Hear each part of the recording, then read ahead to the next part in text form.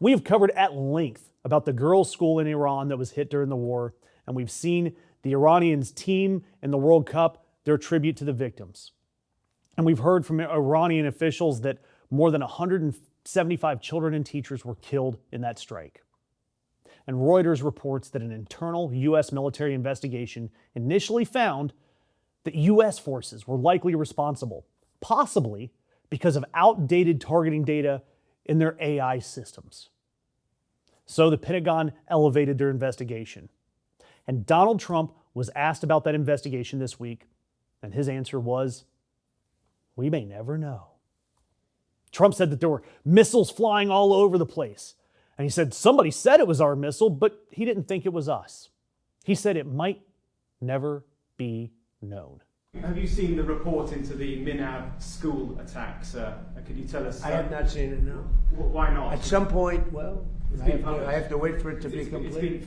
I don't know that they're ever going to solve that problem. I mean, you could ask Pete, but I don't know that they're going to say it was one of our missiles. Pete, I don't know that they're ever going to solve that problem in terms of whose fault was it, because there were missiles flying all over the place. So you won't accept and it's horrible what happened, but there were missiles flying all over the place. And somebody said it was our missile.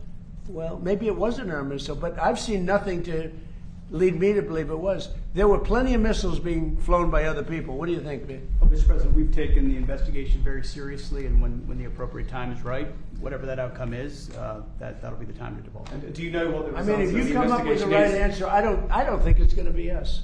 I don't think it was us. There were a lot of missiles being fired at that time. But this is the same man that can immediately assign blame for a bad poll, a broken microphone, a small crowd size.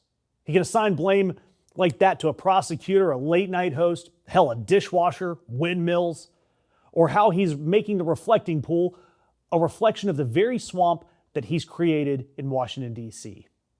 But when the question comes to dead children at a school overseas, suddenly Foghorn Trumphorn has discovered the deep unknowability of the universe. Accountability doesn't work that way. And I'm not saying the president knows the answers, but I am saying that he doesn't get to treat civilian deaths like another one of his bad polls. The U.S. government, it's got satellites. It's got intelligence, target logs, battle damage assessments, weapons records, command chains, sensor data, and enough surveillance capability to know when a guy in a pickup truck takes the wrong exit in the wrong city. So Trump, Hegseth, your goons, do the damn work. Find out what happened. Release what can be released. And hold accountable whoever needs to be held accountable. If it was the United States, say it. If bad intelligence put a school in the target chain, say that. If a weapons system failed, say it. If the investigation clears U.S. forces, show the basis for that too. But you know why they're hiding all the answers. We know why the president says, we may never know. Because it's the same move this regime makes anytime they or their rich pals are about to face consequences of the actions they caused. And the first Trump response, it was even worse. Because initially, he blamed Iran without evidence. And that's the instinct of this regime. Not truth, not caution, no grief.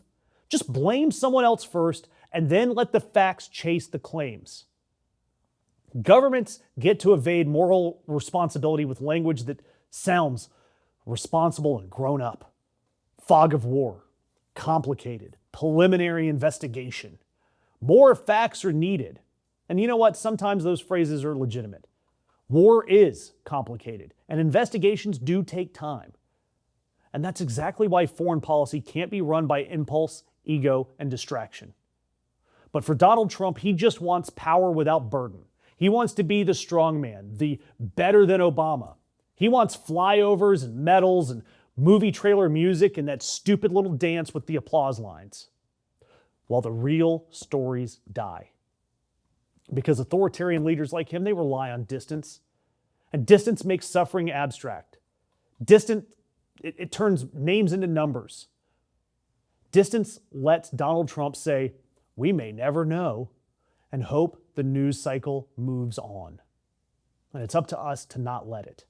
because the world is already full of leaders who can kill and then shrug. America doesn't get stronger by joining those leaders. So do me a favor, keep stories like this alive so that they can't rely on a news cycle being short. Subscribe, comment, and share. It all helps.